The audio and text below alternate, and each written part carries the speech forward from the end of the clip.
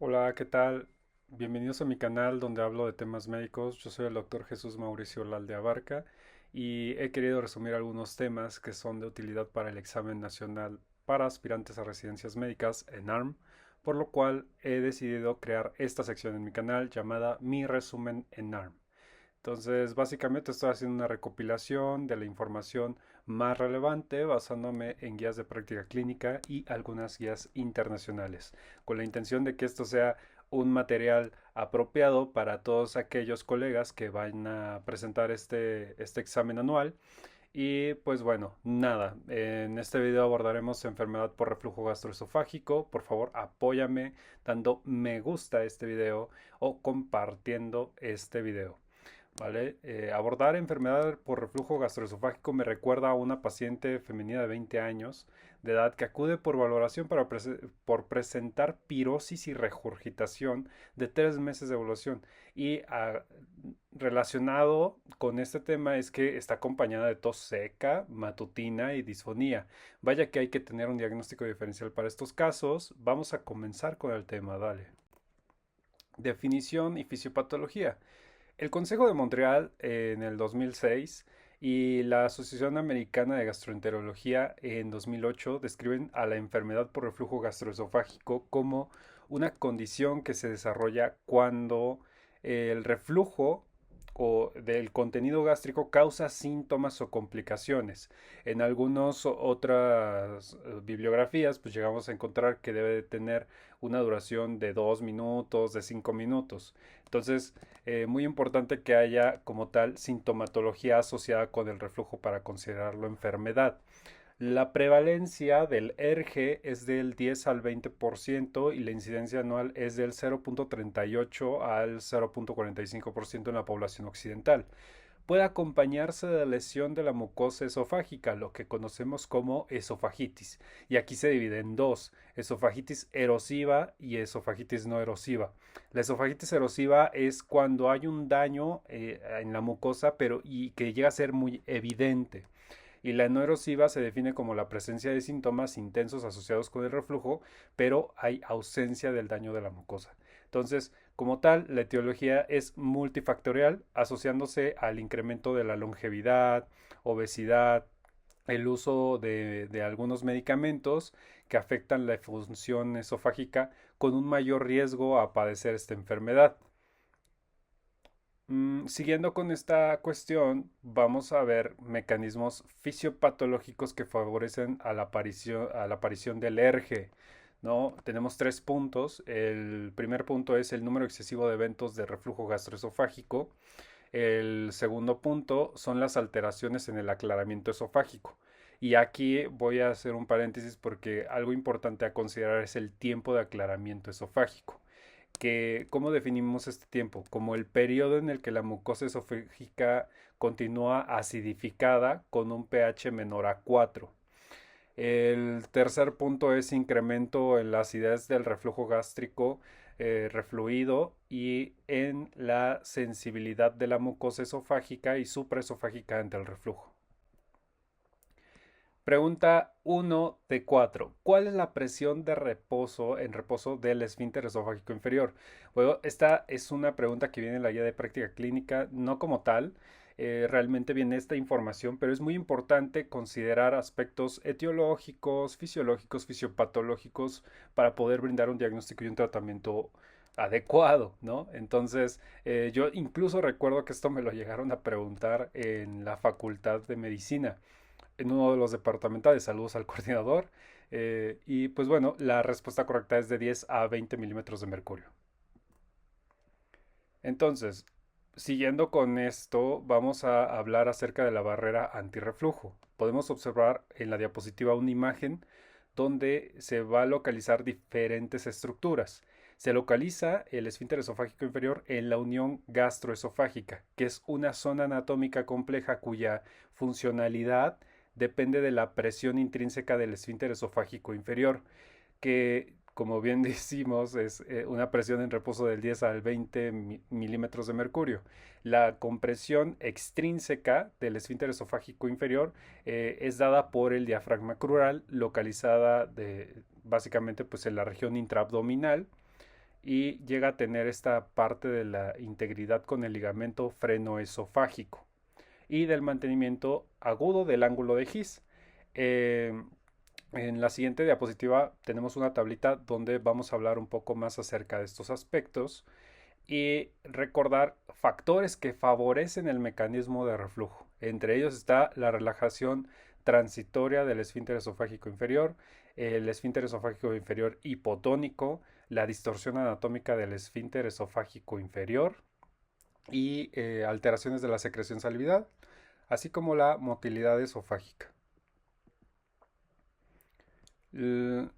Como tal, pues tenemos factores que alteran la presión y la función del esfínter esofágico inferior. Podemos clasificarlos por aquellos que incrementan la presión del esfínter esofágico inferior o incrementan la relajación transitoria o disminuyen de la presión del esfínter esofágico inferior y disminuyen de la relajación transitoria. Todas estas van a estar íntimamente relacionadas. Vemos algunos ejemplos de alimentos, hormonas, agentes neurales y medicamentos. Como tal, los alimentos que incrementan la presión del esfínter esofágico inferior son las proteínas. El caso contrario, lo que disminuye es el chocolate y el etanol. Lo que incrementa de relajación transitoria son las grasas. También tenemos aquí la parte de las hormonas. Como tal, las hormonas que incrementan la presión son la gastrina y la motilina. Aquellas que disminuyen la presión del esfínter esofágico inferior son la secretina, colecisticinina, glucagón, polipéptico intestinal vasoactivo y la progesterona. Los que incrementan la relajación transitoria del esfínter esofágico inferior es la colecistocinina. Y bien, agentes neurales, alfa agonistas adrenérgicos, beta antagonistas adrenérgicos, agonistas colinérgicos. Del caso contrario, donde hay una disminución, tenemos alfa antagonistas adrenérgicos, beta agonistas adrenérgicos, antagonistas colinérgicos y serotonina. Tenemos dos puntos aquí que debemos de mencionar. Incremento de la relajación transitoria del esfínter esofágico inferior es L-arginina y en el caso contrario serotonina. Luego tenemos medicamentos.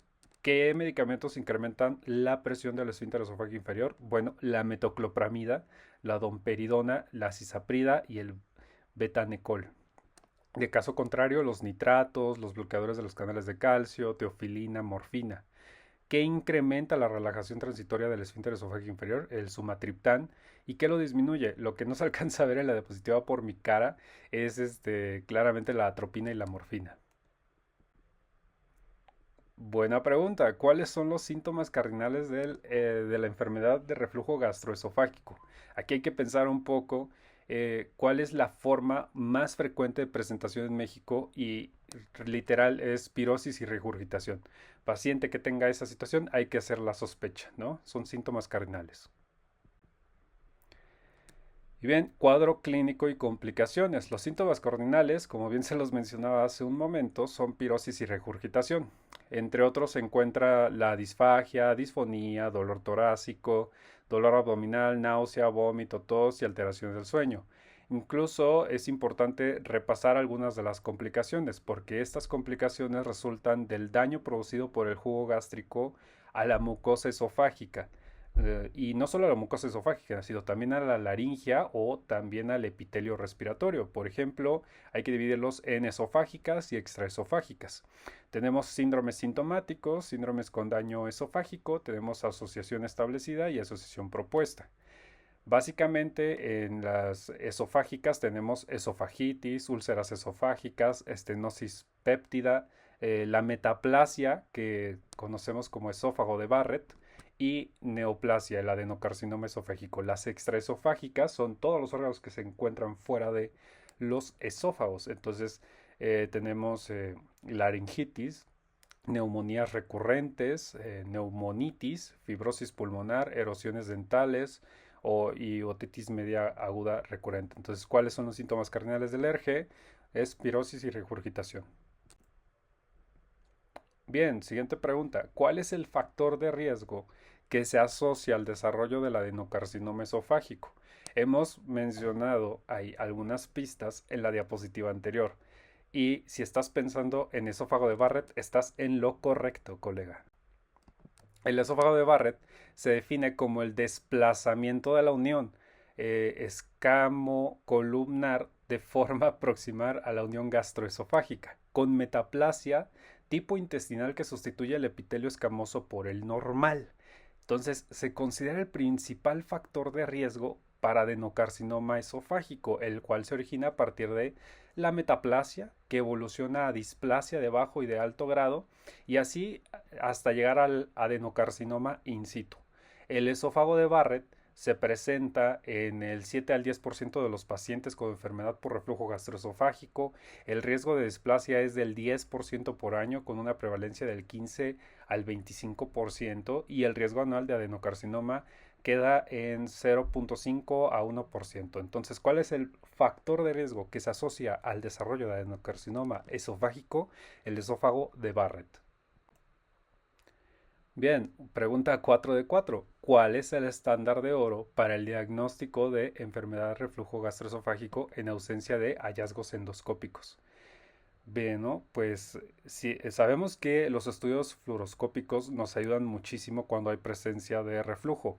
Sin embargo, si llegamos a estar en un lugar donde no contamos con el servicio o las herramientas suficientes, podemos solicitar una pHmetría de 24 horas. Esa es la respuesta correcta. Diagnóstico. Los estudios fluoroscópicos son positivos si se evidencia el reflujo durante los mismos o existen hallazgos de esofagitis, mucosa granular o nodular. Los estudios radiológicos con doble contraste de esófago se utilizan cuando el objetivo es definir como tal la anatomía.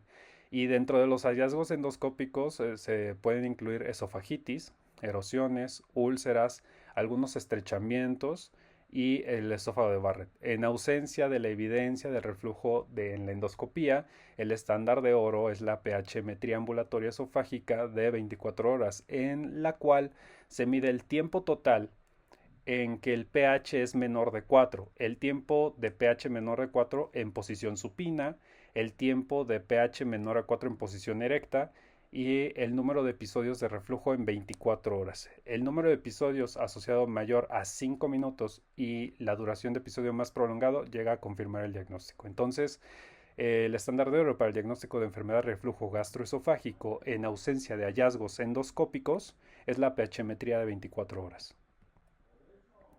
Tratamiento. Los objetivos del tratamiento son controlar los síntomas. Hay que detener el daño del esófago y prevenir ciertas complicaciones. Y tenemos un tratamiento que es médico y un tratamiento quirúrgico. Entonces, el tratamiento médico se basa en dos puntos: medidas higiénico-dietéticas y la farmacoterapia. En las medidas higiénico-dietéticas hay que recomendarle al paciente que se debe evitar el tabaco, alimentos con alto contenido de grasa, chocolate, líquidos con pH bajo y osmolaridad elevada, alcoholes, ¿no? Comer en exceso, medicamentos que disminuyan la presión del esfínter esofágico inferior, y se deben tomar medidas posturales, ¿no? Por ejemplo, elevar la cabecera de la cama, así como una reducción de peso. En la farmacoterapia tenemos cinco puntos que debemos de mencionar, ¿no? Empezando por los antagonistas H2 de receptores de histamina. Estos ha mostrado la evidencia que mejoran los síntomas del 50 al 60% al disminuir la secreción del ácido por las células parietales. Sin embargo, el desarrollo de taquifilaxis dentro de la segunda o sexta semana de su empleo limita su uso como una terapia de mantenimiento. En el número 2 tenemos los inhibidores de la bomba de protones, los IBP. Son realmente los más potentes inhibidores de la secreción gástrica al unirse irreversiblemente a la bomba sodio-potasio, más bien H, potasio, ATPasa. Y se deben usar en pacientes que fracasan el tratamiento con antagonistas H2 y en pacientes con esofagitis erosiva y o síntomas frecuentes, 2 o más episodios por semana que afecten su calidad de vida. Su uso durante 8 semanas se asocia con mejoría de los síntomas, de acuerdo a la estadística es del 83 al 96% de los pacientes, y algunos ejemplos es el omeprazol y el esomeprazol. El omeprazol de 20 miligramos día y el esomeprazol 40 miligramos día. En el número 3 tenemos agentes procinéticos. Estos medicamentos estimulan la motilidad gastrointestinal, utilizados solo o en combinación con inhibidores de la bomba de protones. Tenemos como ejemplo el tegacerot de 1 a 4 miligramos día o la metoclopramida de 10 miligramos previo a la ingesta de alimentos. También se podría agregar aquí la eritromicina por vía parenteral, ya que actúa como agonista de los receptores de motilina, incrementando el vaciamiento gástrico y la presión del esfínter esofágico inferior. Número 4, protectores de la mucosa.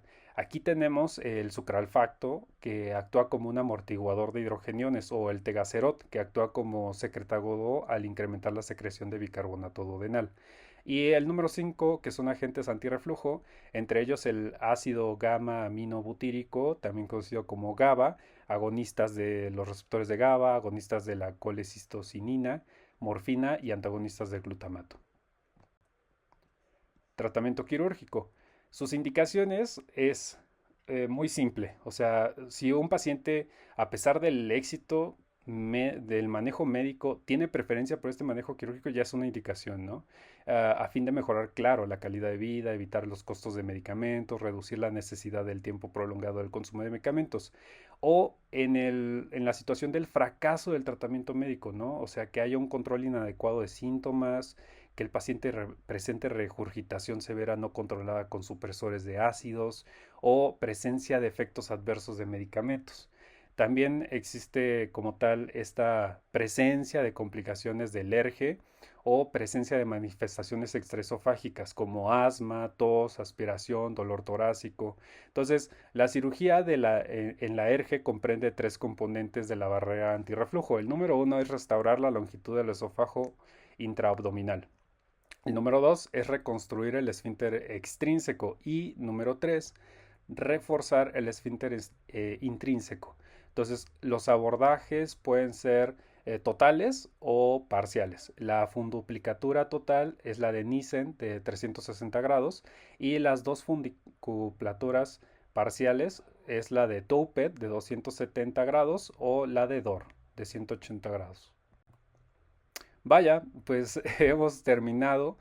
Muchas gracias por tu atención. Realmente estos videos son de ultra y súper resumen para alguien que quiera repasarse estos temas para el ENARM o para su práctica diaria. Entonces, muchas gracias por la atención. Suscríbete al canal, deja tu me gusta y comparte si se te hizo un buen video. Saludos, doctores.